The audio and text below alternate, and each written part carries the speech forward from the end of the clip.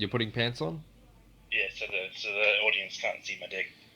Oh, I mean, it is freakishly huge. It's kind of off-putting, really. I have to tape it up just to make it Having been, less obvious. well, having been in a room of us four, Macca, Ryan, and yourself and I have to speak for the rest of us, and it's kind of intimidating. Just see, It's like, like Jake. It's like fucking Jake the Snake Damien. well, yeah, pretty much. We would hear like the stairs, and then we'd just constantly hear like thuds and coming up the stairs, and we're like, oh shit, it must be Like Jesse. I'm dragging a carpet up with me. Yeah, that's just it. And yeah, so I mean, obviously this is a correct move. Now whether or not it was a good move for the WWE to move into England, we'll be getting into that right now when we talk about Okay. WWE's UK Championship tournament for the very first WWE UK Championship. Um, Interesting move, I will say. And I sort of laughed at the start when they were talking about with the success of branching out into NXT, and I was like, oh yeah, okay. I'll give you that one. You've got a very unique crowd there, and certainly a very devoted one. And the success of 205 Live and the cruiserweight division, and I was like, okay, well, yeah, you're pulling at straws here. And then Look at like the heavens, that's it. WWE. we've decided to move into new territory and give the UK its own championship. And I'm like, well, you did have a European championship back in the day, but anyway, and you had a cruiserweight championship back in the day. But let's not get into Triple H retreading old territory because we could be here for the rest of his That's not career. like Triple H. So something that was interesting about this is, with the exception of maybe two people out of the entire tournament, that is day one and day two, all of these people were relatively unknown. So everyone was on this, except for like people in the UK who had been on the to any of the indie shows. These were rookies that were being introduced to the world at large, and so they really just had to build them up from the beginning. And you could see who had the like natural charisma and the natural skill to get over in the crowd, and whether or not someone should be a face or a heel became kind of evident as the tournament went on. Obviously, there was a lot of pre-booking involved, and there was like you should do this and this and that. But I feel like there was a lot of natural crowd reactions as well. Now, Yeah, yeah. The crowd was super into it, which like made everything else work a lot better, especially with like getting over their gimmicks and everything, because the crowd was actually playing along, which is good to see.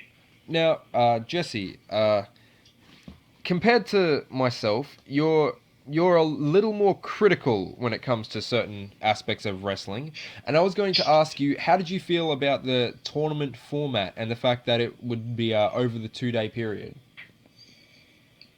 Well, I won't watch cricket for 2 days, so why would I watch wrestling for 2 days? All right. And that's just it. Did you feel like it did go on for too long, or was there enough bang for the buck, so to speak, because of the 2 day period? Was there enough to keep you going throughout? It was. I did like the tournament style.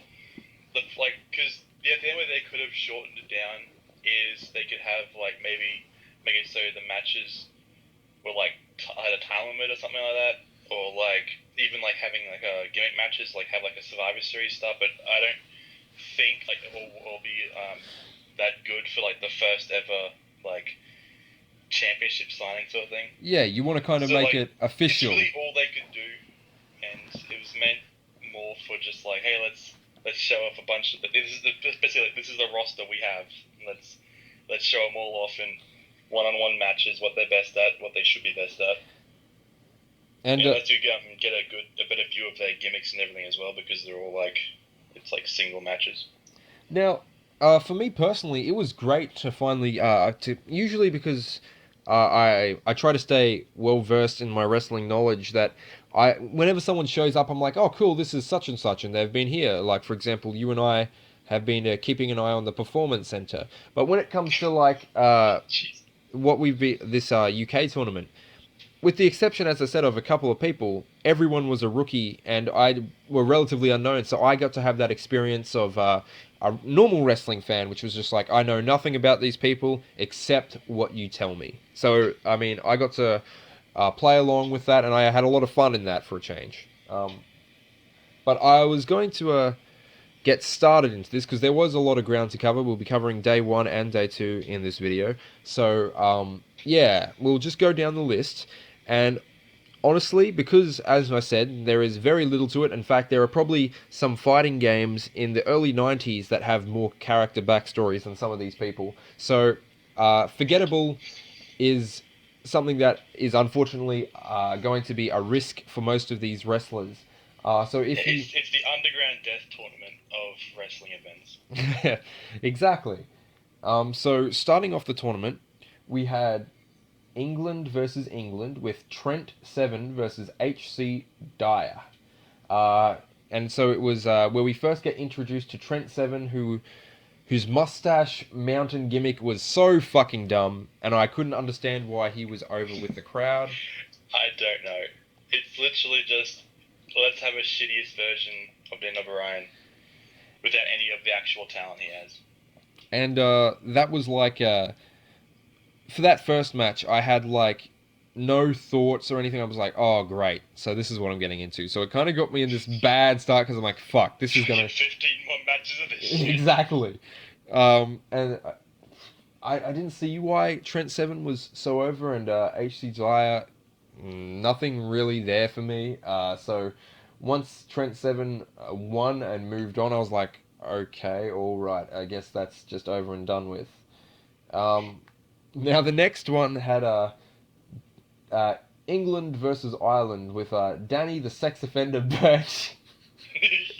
Okay, so obviously not his real gimmick, but because of how we were watching this, there was a lot of just jokes that were being made and comments overall. Because, as I said, there was no knowledge of these people, so some of them would make up backstories for, and that's not to say that for some reason Danny Birch was over with us in comparison to the Irish Jordan Devlin, who was the rookie of Finn Balor and trained by him. Yeah, massive head. Yeah. So Devlin actually seemed like the underdog the whole match, which was weird because he was a heel. And normally the underdog is someone you like want to see win, but being a heel and an underdog, I don't know, it's a rare occurrence because maybe it was just because he was Irish. The crowd didn't. They would chant, they wouldn't be exactly super over, and they would go for Danny Birch more than him.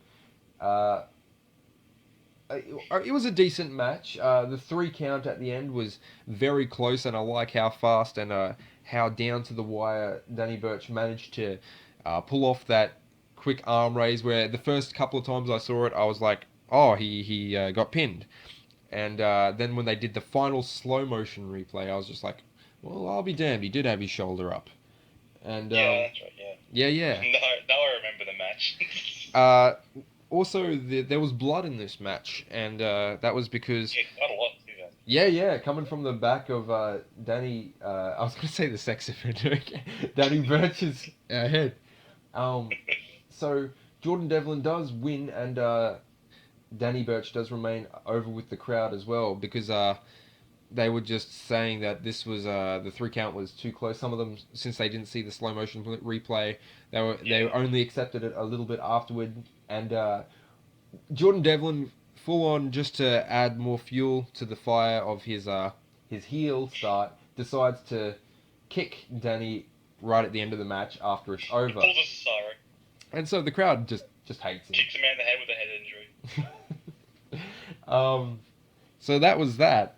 We then had England versus England again with Sam the Bald Loser Gradwell versus Jesus or Saxon Huxley.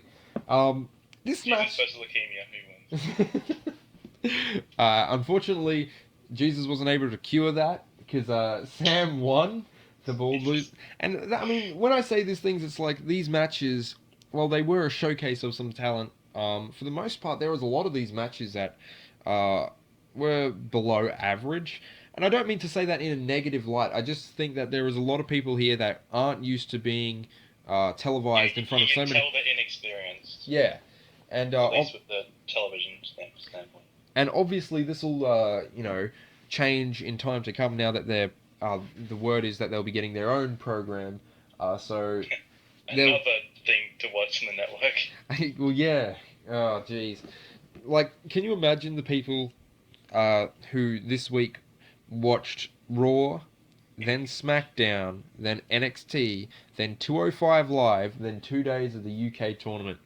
That seems like a lot of wrestling. I think WWE's tactic for business is to just release so much content that you literally cannot actually watch anything else besides them.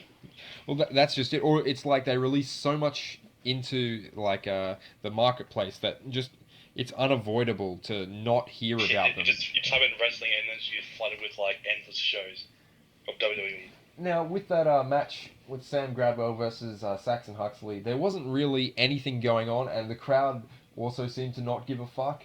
There was just nothing but They Jesus started doing chants. their chants. Yeah, they were more interested in But chanting. they're doing what a good crowd does when they get bored. They just start chanting. And that's just it. They were more interested in chanting Jesus than giving a fuck about the match. And so when Sam, they were chanting Jesus. Yeah, when Sam Gradwell won, it was more like, okay, that one's over, and that was our cheering match because we were more interested in the previous two matches. We understand the concept of a pay-per-view now, so it's like you got to step up your game or we're not going to participate. We've already seen some stuff. We've gotten used to the idea of what we're going to be presented this evening. We had another England versus England match with Pete Dunne versus Roy Johnson. This is the first time we get introduced to Pete Dunne, and for those who are not aware, he would go on further into the tournament. He was what do you think of Pete Dunne, Jesse? Is Pete Dunne the airplane guy? No, Pete Dunne is they kept I'm never going to call him this, but they kept calling him the bruiserweight. He was Oh yeah, that fucking with the mouth guard, yeah. He just looks like an English Daniel Bryan. I feel like he reminded me of an like English schoolyard bully. Like he had that kind of face and like that persona to him, and even as a heel, he was like clearly over. The crowd were there to see him hurt people and him to do his thing, and so ultimately, Roy Johnson becomes forgettable, and it's nothing was really impressive with the match except they were showing off. This is what Pete Dunne does. He's a joint manipulator. Yeah, he just bends people's fingers back like a schoolyard bully would. and so I feel like Pete Dunne is probably one of the more memorable people from that earlier bunch of matches. And well, he has a very abusable last name for commentators. That's all I can say about it. Too many puns. That's like he's done or. The problem is they're all the same pun. Yeah. But yeah, so Pete Dunne wins and he moves on. Then we have Scotland versus England with Wolfgang versus Tyson T-Bone, with Mr. Tyson T-Bone having the most dumb gimmick that I've heard in a while, which is that he doesn't wrestle. He just doesn't do wrestling moves. He's like, oh, I joined this tournament to show people that I can win, even though I'm not a wrestler. I'm like, well, how did you fucking get invited here? Yeah, like, it was just That's being said, he's made for fucking WWE, isn't he? Guys, he really is, though. I mean, like, if you take a look at John Cena, I know this will be a recurring theme throughout the years of my life, but I will... I think T-Bone knows how to take a bump, though. That's the difference. And that's it. It did show that Wolfgang, who was capable of wrestling moves, was also able to go toe-to-toe in that brawling, just fanatical fist-punching style. He's chiseled a few gravestones in his time. He indeed has. And I liked Wolfgang, whose the backstory was he's started wrestling recently, but his main job before he decided to become a full-time wrestler was a bartender, and he would throw people out of the bar. And that's where he started feeling like, hey, if I can throw people around, I should be a wrestler. And definitely another one of those more memorable people of the tournament, I felt at least. Yeah. Later on, we started calling him a better, a better Big Show. A better Big Show. And which is, as we were saying, it's kind of sad when you watch like 3 matches of a bloke and you're like, hey, that's a better Big Show. It's like... Yeah. Maybe it's just like, a fresher Big Show, because Big Show's been around for a while, he doesn't sort of try anymore. Yeah, Big Show's been around for too long, and he doesn't... Everything changed when he fell off that building. Yeah, and it was just... No one knew it happened. I mean, Bischoff knows, but he's not telling. And he'll never tell us. So I just thought it was weird that... that was a gimmick for Tyson T-Bone. And it overall, it was just like... I hate to use the word because it was thrown around so much, but a slobber knocker. There was just a lot of punches thrown. And then with Wolfgang coming away with the win, I was just like, honestly, I'm glad that I don't have to see any more of Tyson T-Bone. We then had England versus England again with Joseph Half-Ear Connor versus James Drake. And that was at least night one. Those two versing each other was the match of the night because they were both really fast. Both were great wrestlers. Both extreme. It was definitely a good match to sort of have at the end, sort of the later half of the show. And I recall it was probably the most decent wrestling for that entire first day. Yeah, and I recall you saying or thinking at least that this was the main event because it was just like a massive step up in terms of like the ability. That's the way I saw it. Plus, even the crowd was cheering a lot more as well. Although the guys, like the half-bear guys, like how he got his like missing half-bear was kind of stupid. Yeah. Like he just got drunk and fell asleep and woke up. Like, oh, I'm missing an ear. I've been robbed. I've been robbed of half an ear. Someone stole me ear. Oh my god. So I guess there was those headhunters alive and well, just taking the ears of their enemies. Just, oh my goodness. Gotcha. But yeah, really impressive, and I was kind of disappointed that both of them weren't in different brackets, so they couldn't have both moved on, because they seem to just, as we've been iterating, it was a really great match. But Joseph Connors, he advanced at the end.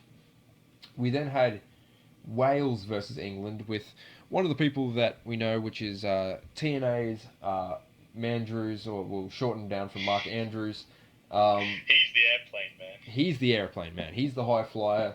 He's the guy that was. I have. He's Stun Dog Millionaire. The Stun Dog Millionaire. I don't like his attire, and I feel like his entire persona and the gimmick, despite being very good at high flying and definitely. It's like if Rockstar Spud wanted to be AJ Styles. And that's just it. It's like you got there's something about him that makes him unlikable and would be great as a heel, like a little shit face heel that you're just like, oh. Yeah, like Rockstar Spud. Exactly. But he has the talent component to be able to be like, okay, well, I guess he can be a face in this regard. In fact, that he is good at what he does, and he was going up against Dan the Emo Maloney, who does nothing that he thinks he can't do, despite botching a couple of. Despite botching a couple of times and hearing you say, he said he wouldn't do that. Yeah, it's like you can't be Mr. Perfect's gimmick without being Mr. Perfect. Yeah, so when you go out there, it's like, I don't go for anything that I don't think I can't achieve, and it's like, well, you botched a couple of moves, so I mean, there goes your gimmick. And just really seemed awkward. I mean, the crowd was really into Mark Andrews, and his experience in TNA has obviously shown, because he was able to do most of his moves, and with the exception of on day also, 2. His outfit was probably the most like wrestling superstar. Yeah, definitely. And as we were saying, you could just like tell that he's done this before and he knows what works, and he's got the look down for. Even though if it doesn't appeal to us, it certainly is a wrestling look at least. Yeah, I mean, we don't like Daniel Bryan, so what the fuck do we know, right? Yeah, true. So, I mean, to bring up old wounds. So, Wales. That force you to stop wrestling forever. So Wales wins, Come at me, you know, Brian. and I'll punch you in the fucking shoulder. Wales wins, and Mark Andrews moves on, which leads us to our final match of the evening, which was Tyler Bate versus North Ireland's Tucker. So England versus Northern Ireland. We get introduced to Mr. Tyler Bate. Tyler Bate. Obviously over with the crowd. I mean, that who would have thought that chant would just follow him throughout the entire tournament? I mean, it was crazy how popular this guy was. Um, Yeah, it was. in retrospect, it makes it extremely obvious that they would choose to go with this guy as the UK champion because Yeah, definitely. I mean, you already had the chant. yeah, exactly. Um, Oh, spoilers, by the way. well, if you're listening to this, I hope that you'd be either listening to this as a companion piece to having watched it, or you were trying to get Have your no info. interest. Yeah, no interest, and we're trying to get your information here. So, I mean, Tyler Bate goes up against Tucker, and Tyler Bate, I would argue, is probably the most over guy of the entire night. He was extremely popular. Tucker was no slouch though, but he was also popular, and there was a lot of energy between the two there. I would say that Tyler Bate has. I wasn't sold on him to begin with. And I'm not sure because this is the first time, and I might be dating ourselves here, but we're older than Tyler Bate, and this is like the first time in wrestling where we're just like, Who is this young? who's this? Yeah, Snapper coming up here thinking he can wrestle with all these others. and so it's like, because he's this young bloke, he automatically has these unfair old people standards put against him because we're just like, well, Yeah. you know, don't be too much of a shit. And he wasn't. He was good, and I really liked him, but just that natural prejudice, I suppose, was always in the back of my mind where I'm just like, okay. And there was a couple of his things that I wasn't sold on, but the key one that you and I agree on, the aeroplane spin has to go. Yes. That is Especially if that's like just your signature or finisher move, like it's nothing. It's a standard fireman's carry that you spin around and make yourself dizzy with. and that's just it. When it was done back in the 70s and 80s, it was also not good then. No one liked it. People. I thought this was a new thing because of how fucking stupid it was. No. So this aeroplane spin, it used to be used by a couple of people, and they would imply back when wrestling was real to the public, that it would be lifted up on someone that was already having trouble standing, and they would spin them around as fast as they could before dropping them, and then doing something like a suplex, or someone would fall down, and then they'd get pinned while being too dizzy to sort of move around, or they would just get their arm up just after the 3 count, so it would be like he was a little too dizzy to do it. And it was sold in that capacity. That doesn't really work at this modern time. Well, and that's the Especially thing. since like the person that's doing the spinning is gonna be more dizzy than the person that's being spun. Exactly, and that was always a component to it, like where they would say that, and they would show stupid promos of the main guy spinning around back in the day, and he would be like, "I've been training for this shit," and it's What like, the fuck? and so you'd be like, "Oh yeah," and I've been watching Beyblade every day. and it wasn't it. It was quickly retired by most people after a couple of years, and it certainly rarely made its way out of the mid '80s onwards. So it was like only used by maybe 1 or 2 people from there on out, and it was almost completely removed from everything in the late '80s, the '90s, right up until now. And yeah, Not in England though. well, not in It's England. going strong. Going strong as Not in Nottingham. so. Tucker loses, and Tyler Bate moves on. That knocks Northern Ireland all the way out of the tournament. There's no other Northern Ireland competitors, so I'm sorry to all the people. I'm sorry for all the people from like Northern Ireland that were just like tuning in to see like, yeah, we get to be represented, and you were. Tucker was actually better than most of the other people that night, but yeah, The kid was on. he was, yeah, and we end the show, or we end the night with Begin the first part of this 2-day series. with Pete Dunne Cricket. attacking Gradwell on the stage at the very end, and William Regal making him stand down, just shouting at him and being like, stop this nonsense and all that sort of stuff. So we have a potential injury for the next day. And it does. We start off with the quarterfinals of Pete Dunne on day 2 versus Sam Gradwell, the bald loser. And You actually won, but... well, yeah, let's not speak too You won soon. the first day. But... Yeah, because once again, this is what I feel like. Pete Dunne, and this might be a symptom of his. And to be completely fair to the guy, I've only seen him in this tournament, so I'm not sure if this is the case. But he seems to be an enhancement heel. He seems to be someone that is you really only take notice of him when you see him doing these tactics to people that you give a fuck about. So when he's going up against like Sam the bald loser Gradwell, kind of like how I view Triple H.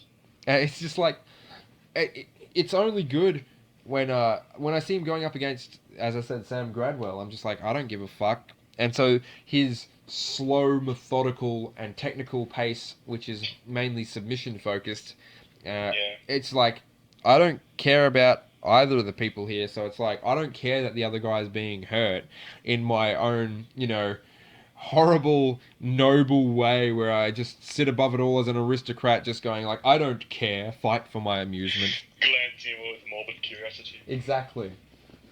And so there was nothing too great here. 15 pounds on the bald one. And Pete Dunne moves on. But yeah, nothing too impressive there. We then had the Welsh Mark Andrews versus Joseph Half-Ear Connors from England, and a lot of high flying in the match. And I have to say to Mark Andrews, even though I do not agree with your style, sir, you at least were able to be very energetic and to be able to do. I feel like he's listening to this. And be able to do like a couple of matches in pretty fast succession where you have the high flying style, which is pretty much all risk, minimal reward because like it's all up to the audience to determine how hype your moves were. It was impressive to see that throughout the night you at least put on. He was definitely a professional. Yeah, and wrestler. And you can see that his once again his TNA experience was coming into play, and he was able to go the distance, and he was able to do his moves, and even though some of them would be a little questionable because you'd be like Stun Dog Millionaire, which it looks like the actual moves are fine, but just change the fucking names. Yeah, and good workers, both of them. I would like to see more of Joseph Connors because of how good he worked, but Mark Andrews won and moved on in the tournament. Which then we had England versus Scotland in Trent Seven versus Wolfgang. Once again, Trent Seven, your gimmick is dumb. I don't like you because of your mannerisms and your gimmick, which would be great if you were a heel, but you're a face. So I mean, that just makes me dislike you more. And even though Wolfgang was over, he was over by almost osmosis for most of the night because all of his opponents were like, first up we had Tyson T-Bone, where it was just like, we don't care, we just want to have the wrestler win against this guy. He's the lesser of two shits. Exactly, and then we come up against Trent Seven, which even though Trent Seven was over with the crowd, he wasn't over with us. Yeah, he wasn't over with us. Fucking Wolfgang. So it's like, here we go. And Wolfgang was able to do like a couple of moonsaults, or at least a couple of flips off the turnbuckle. And when he was I was surprised that a man of his size was able to do it and do it so well, at least. And even though Wolfgang is Essence of Samoa Joe. Yeah, and there was a lot of comments just for the people at home that Jesse made comparing. Whenever he saw something good, he was like, "Yeah, that's something that Samoa Joe would do." So I mean, Samoa Joe is still over, always over. I mean, Joe's gonna kill you. If he don't kill you with the Koji Katami. The Koji Katami. um, but Oh shit. honestly, Wolfgang was a pleasant surprise in the tournament. Yeah. And I was glad that Trent Seven was removed. Just honestly, I Yeah. I wish that Trent Seven had been left behind, and some of the others could have made it on. I'm sure Ryan would have liked him because his entire gimmick is a mustache as well. Well, yeah, if James Drake could have come in instead of Trent Seven, that would have been great. But he was left behind in that great match of the first night. But yeah, if Ryan does like Trent Seven, I'll be quite disappointed. I mean, he can like who he wants to like, but if he just likes the guy who's over because he has a mustache, I'll be like, Ryan. um, and one of the people that Ryan likes made an appearance later in the night, even though we'll get into that later, actually. Let's talk about that later. So then we had England versus Ireland in Tyler Bate versus Jordan Devlin. So Devlin coming in with all the heat of being a heel now and being an Irishman in the middle of Blackpool, going up against an English person. So there was that as well. But once again, Tyler was incredibly over. And Yeah. I'll say that Devlin hit a good enziguri, and he was pretty good with most of his moves, except it became readily apparent to everyone watching that he was missing all of his attempts at high flying. And there was a couple of moves where he would just go up and attempt high flying, and Tyler Bate would just get out of the way. And in one of those cases, he didn't even have to roll out of the way. He just overshot him. Yeah, he just overshot by such a margin that made him look amateurish.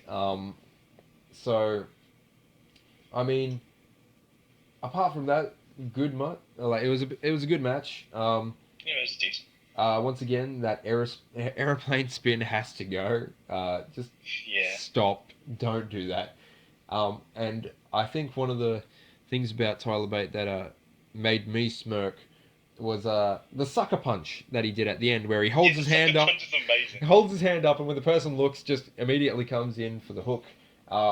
Which Snap the cone. Yeah, exactly. Which he got the pin off that, and I liked that, and it's good for a laugh, and especially when you're so long into one of these shows, it's good to have a bit of a laugh. And yeah.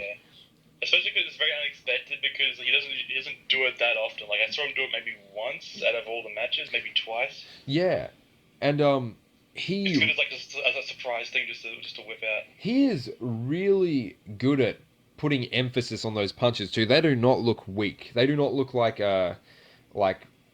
somebody else's punches, but they do. It actually looks good. It sounds good, and the camera angles were in all the right places to make it look like he had legitimately just popped him one in the side of the jaw. So it was good. Yeah, Tyler Bate picks up the win from that with Jordan Devlin then going out, and I don't know how he feels about or what Finn Balor would be thinking of his pupil, how he's like. Oh, he's become a bit of a scumbag. So, I think it's a cool idea of having because you usually see I was trained by all these cool people and something in your face. It's good to see someone that I was trained and I was corrupted almost. Reminds me of Evo. That one moment the guy playing evil Ryu and the guy's playing Oni. Yeah. In the final match, they switch back to normal. It's like that. It's like, oh no, he's been corrupted by evil. It's good. So then we move on to the semi-finals. We have the Welsh Mark Andrews versus the English Peter Dunne, and this was a great match because we not only do we have at least background knowledge of Mandrews from TNA, and we have so we've been seeing him do well with his high flying throughout the entire match. So. You build up a bit of a repertoire, and you build a rapport with this guy, and you see as he goes through this stuff, which means that Pete Dunne, as I was mentioning before, is going up against someone that you have, even if it's the smallest investment, but he's going up against somebody. So when he starts doing all this like joint manipulation, as they keep saying, when he starts doing these submissions and he's, really laying it in, you're just like, okay, well, now I care about his move set. The methodical move set becomes sinister because we have that emotional connection, even however small it may be, with Mark Andrews. There was a great couple of sequences between the two of them where, like, Mark would, for example, when he was going over the ropes, he was then reversed and caught by Pete Dunne, who he then reversed out of by flipping in the air and stomping on his chest and going away. And that was how he got out of it. It was a great sequence, and there was a great couple of moments where they had a couple of reversals into cool looking moves, and we get. Can I just mention that one slam that Mr. Dunn does, where he basically pins himself? The bitter end. His finishing move. Yeah.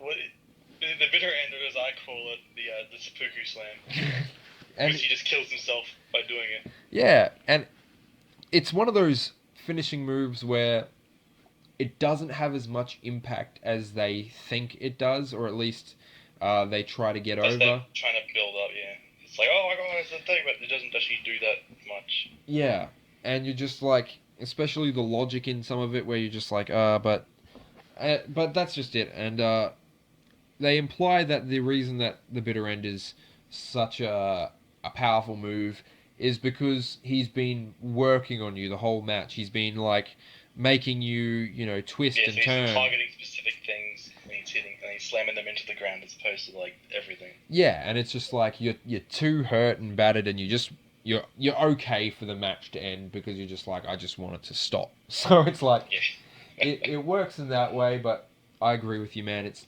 not exactly the best looking finishing move. And I can see a lot of times because I feel like we've seen the bitter end pulled off in perfection to this night. Because to the best of our knowledge, this is what the move looks like. Yeah. And this means that there is a lot of room for shit going wrong in the future. For example, I always used to like Paige's the page turner, but every time she came up to the main roster, there was like once where she hit it properly. Every other time, if you make your finisher too difficult to do, then if you need to do it in a fast or a momentous occasion, then oftentimes you'll end up looking with a shitty one, which will remove some of the impact, which will make the finishing move look... It's hard to beat Randy Orton. It is hard to beat the RKO. I mean, there is a couple of moves out there that you go, that is okay for a finishing move. The fact that he could pull it, like Randy Orton could just pull it off every single fucking time is like... Dude. I, obviously being biased, of course, but I always liked Randy Savage's flying elbow drop because it was just like the full stop. It was always so dangerous. Yeah, exactly. And he would just go flying across the ring and he would just lay that elbow in and it would just be like... Yeah. So, Pete Dunne wins, and also throughout all these matches, he has never shook anyone's hand. Every time someone went out to shake Pete Dunne's hand, he would always slap it away. I am never going to call him the bruiserweight. That just sounds so fucking dumb. No, it's like, if you're bruiserweight, shouldn't you just not be fighting in this league? Yeah, shouldn't you be... I get that you're... Go wrestle yourself, bitch.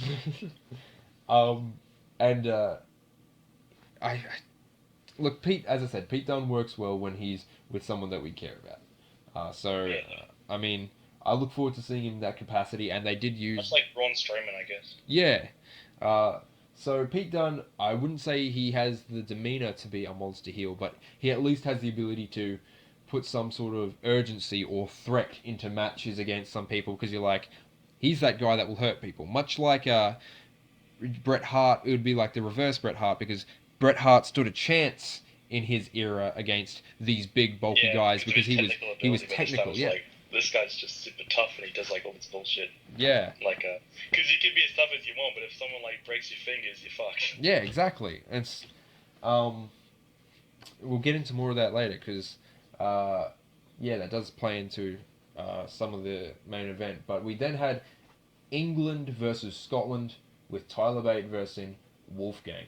So Wolfgang was no longer over because he was against Tyler Bate. So he came out and all of a sudden the people that were on his side there was a couple of them, and they did the whole Wolfgang symbol when he did that, and everyone was doing the howl with him, and that was with his finishing move being the howling. So I was like, that's pretty cool.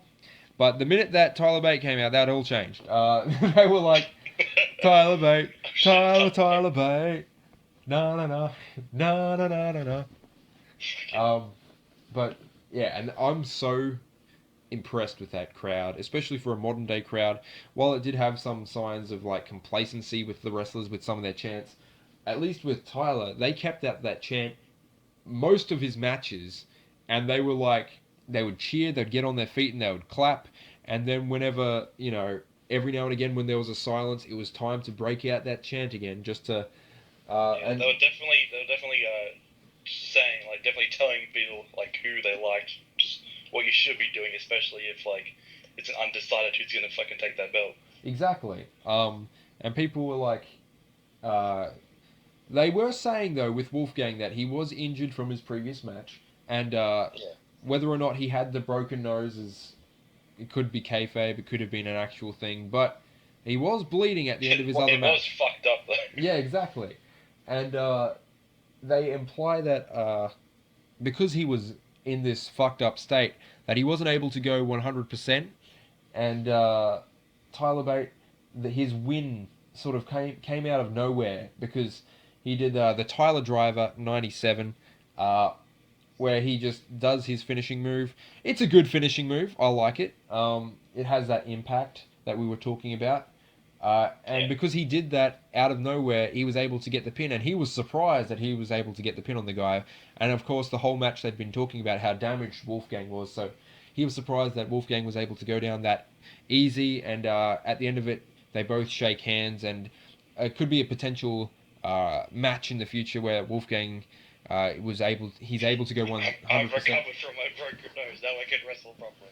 And he also had that leg. Once again, whether or not, Yeah. yeah, but yeah. So that was a good match, and I really look forward to seeing more of Wolfgang. I'd just like to see how he would progress and how he'll go on in this UK division that they have. And he's definitely one of the more memorable people. So I'll keep an eye out for him. But at the end of that match, uh, That's right. Dunn comes out and ambushes Tyler Bate. And Regal stops him from doing more damage. This is something that I will have to mark down because I feel that going into the main event, Tyler Bate did not need a injury.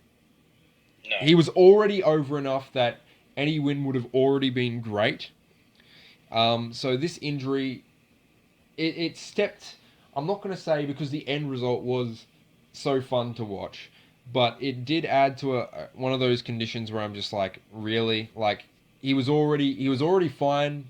He would have been able to win. Both the Peter Dunne and himself had been wrestling in a lot of matches, so they were both already tired. You could already say that they were both, ready to go, but they both weren't at 100%. You didn't need to legitimize an injury on his shoulder, and especially in a manner that didn't look exactly the greatest.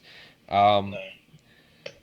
So I felt What I feel about that injury, because like I feel like going with Dunn's like whole style of like picking at injuries and like basically poking holes in people's like bodies basically. Mhm. I feel like it was to make him much more of a threat. Yep. Because if there's actually something for him to get at, that means that he's much more effective at what he's doing, sort of thing. So I feel like it was less to push Peter Dunne, but more to more to push Peter Dunne, less to push the other guy, basically. Yeah.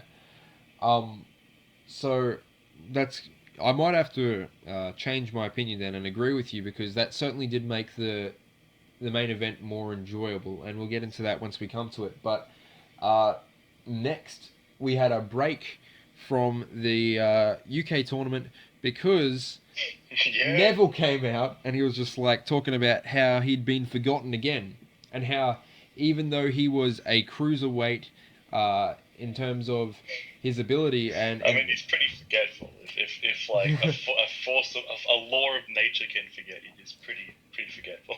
and so like he is a cruiserweight by definition by his weight class, and he was not invited to the cruiserweight tournament and the cruiserweight division. He only came recently, and so he was like, I can't believe I was forgotten from that, and now I'm being forgotten from a UK tournament, which is something that he claimed that he would be able to completely blitz through, and maybe that's why he wasn't forgotten so much as not included.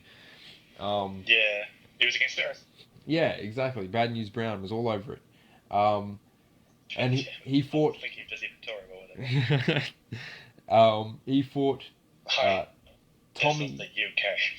Tommy End from the Netherlands, who had definitely that mean look to him, especially it had that at least just in terms of appearance alone, he had when came out and we see the word anti-hero on him, and he takes off the jacket and he's got all the tattoos and he's got the menacing like a back giant tattoo. screaming banshee on his back. Yeah, exactly, and it's just like, oh, okay, well this is at least some form of legitimization, if only through appearance. Yeah. So Well, appearance is the first thing you need, right? Like, exactly, and this Steve is Austin would be nothing if you didn't look like Steve Austin. exactly. Take a look at Stunning Big Steve. Show would be nothing if you was fucking Stunning Steve. Oh god, shake your head, man. But yeah, so that was a great match, and you can tell that those two have had. I'm not sure if it was just like from the whole British wrestling scene as a whole, but like Neville and Tommy End was such a different kind of match by comparison to the rest. And whether or not that was because of Neville's experience in WWE and the fact that Tommy End had recently come to NXT and been brought up from the Netherlands and over to the NXT area. But it really showed, and they had a really good match. And Neville did exactly what he said he was, and he proved, at least in a storyline purpose, that he was he wasn't included to the UK tournament because of his skill, because he won his match and it was against someone that they were hyping up. Legit. He was too legit to enter, and so I mean, I'm sorry, sir. You're too legit. I feel like this doesn't hurt the tournament as a whole because like the tournament has already been done in a legitimate standpoint. It's been done. Yeah, and we already know that these guys are just starting out. So yeah, and it's also very official, and we've seen like at least there was a couple of people who did some very impressive things throughout the tournament. So we're like, yeah. So even though this match was really good, we're already familiar with Neville. We know that he's a force to be reckoned with, so it doesn't hurt him and it doesn't hurt the tournament. So overall, a good match. it was just fun seeing Neville show up because I'm a fan of Neville. He's like the one guy that's like he's like the guy that's like, oh man, he's just this shit guy, but he's fucking really sick for some reason to me. He's like the Miz in that way, except a better wrestler. And like, what is it? At the very end where he did the red arrow or the shooting star press. I can't remember what they decided to call it, but that where he just called it one then the other. where he did like the rotations, and he did that perfectly with a lot of impact and just like, man, intense stuff. It was great to see, and it also acted as a bit of a breather from the tournament, and I'm sure it let the Pete Dunne and Tyler Bate backstage have a breath. For a bit. We then Maybe had, go over what's gonna happen. We then had Ryan's confused favorite come out, Finn Balor, who just sort of stood there and said, "You guys deserve this stuff. I'm still over with the crowd, I guess, because you're all happy to see me just say hello. I'm just here to talk. I'm here to provide, to fill airspace so that the wrestlers backstage can get ready for their final match." It was fun that like both of the two like UK guys are actually there to like show their support almost. Yeah, and it was good to see that. If I was going to the show and I saw these people, even though I've expressed before that I'm not a big fan of TM61 who are Australian, if I was a fan of someone, even to a lesser degree, I'd be happy if Emma came out, and I'll just be like, hey, it's Emma. Not to the same extent as someone like, oh look, it's Neville, and if he came from Brisbane and he came out, I'd be like, oh shit, this dude's great, and he's from my hometown. Yeah. He'd get that hometown pop from me. But I mean, definitely to see all the UK wrestlers over and trying to add a little more legitimacy to the tournament by saying we came by to see this thing. We want to see who's going to be the first UK champion. Yeah, it was also like a bit of a celebration of like just British wrestling in general because they had like fucking William Regal and like all these older wrestlers and everything as well. Yeah, they had the Fit Finlay there, and it was great. And just yeah, as you said, everyone was having a good time there. The Empress Ballroom also added a bit of character to the tournament. Um, Man, and besides the spectacle of this wrestling tournament, there's never been match in this particular fucking place. Even though you're like, yeah, but they introduced like steam power for the yeah, first time. exactly. That's fucking nothing compared to fucking wrestling. History has been made in this night, and never before has it been impressive as tonight. And I'm just like, all right, we can go with that And you just kayfabe type for in now. Empress Ballroom and see what comes up. And that's just so. Nigel McGuinness. I'm going to say to the people at home that he was a great indie wrestler. Not a big fan of some of his work, but I don't think he was a great commentator. Like I would say, he was average, and there was a lot of things where I, I I wanted a little more from him as like the color commentator almost. When Definitely. you have Michael Cole there, and I think I Michael Cole's just he's there. I'm used to him, but he's kind of the worst. I don't know how to explain it. It's like he Well, Michael Cole you sort of need there because he's like the generic voice, and then people need to build up on him. Like he's not there to be he's the interesting. He's there to call the match. yeah he's the play-by-play, and by having him there, they needed a better color commentator, and I feel like Nigel didn't provide that. Good dude. I like his matches. Did not really come through on the commentary this evening, and or either evening, to be honest. If I was being completely critical, um, but then we get our Yeah, final. he was the source of all those dumb puns. Oh, Jesus, uh, that was one was all right. I was like, yeah, all right, you got it in. But then constantly You want doing the his fine, same but then pun. it's like every single time, and then he's like, he fucking said intestinal fortitude, and I was like, really? You're just gonna come out and say intestinal fortitude? Well, you don't fucking grill him on soon. So it all led up to our final match of the night, which was Pete Dunne versus Tyler Bate, England versus England. Uh, Traditional, standard, and classic heel versus face. We see Pete Dunne come out. The crowd is pleased to see him, but at the same time, they're booing him. They want Tyler to win, which is great. That's perfect for a heel. That's what you want. That's the Yeah. natural crowd Even I reaction. was like, I fucking hate this guy. Yeah. And it was great because, as I was saying earlier on, we'd been introduced to all these people for the most part just through this tournament. And already, when we see Pete Dunne, we'll remember this and we'll be like, oh, that asshole. And he's got the appearance, and it's like, he's great as a heel. He was like a heel Dean Ambrose. Yeah. And then we see Tyler Bate come out, and he's got the kinesis tape around his shoulder. So the reason why he was over for me is because he's from Dudley, and he has the mustache. So I was like, this is just fucking Dudley from Street Fighter. And he has, like, punching in, like, strong... Yeah, it's fucking amazing. So it's kind of great. Bunch of trash. And I will definitely say this final match really won me over as, like, a fan of Tyler. Yeah. A lot of the stuff he did was great. Boy, oh He boy. did do the spin again, though. And fucking 3 times to boot. Jesus, that... I feel like that spin is just like a glorified rest hold. It's like, okay, I'm tired. I'm going to do this for a while. And that's the thing. It's like, we've got a Cesaro swing, which is like... Yeah. It's impressive if he does it on Mark Henry or the Big Show. It's like, yeah, he can show off his strength that way. He does it to everyone.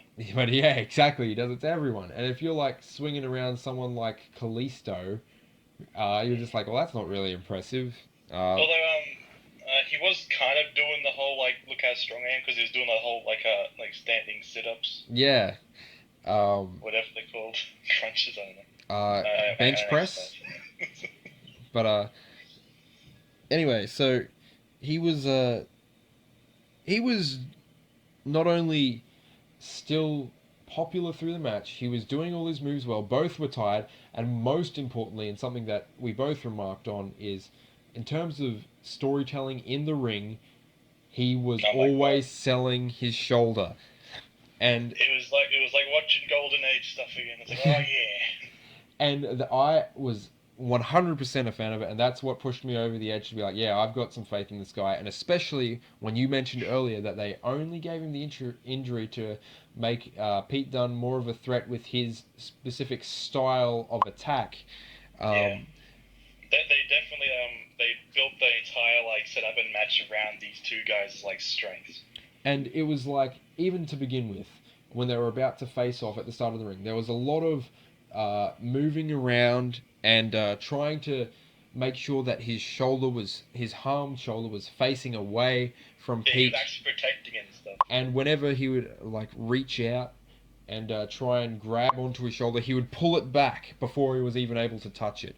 And the few times he was able to touch it, he would quickly get it out of the way to make sure that he would definitely sell the fact that he did not want that thing to be in Pete Dunne's grasp. And when it was, he would yell, he would make the facial expressions, and even when it came to a case where he did have to, quote, overcome the injury, end quote, he did it. He did like a fucking.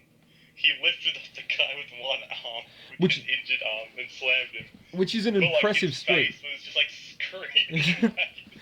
And he was like so strained, and when he did it, his arm goes limp at the end of it, and he falls down, and he looks so tired.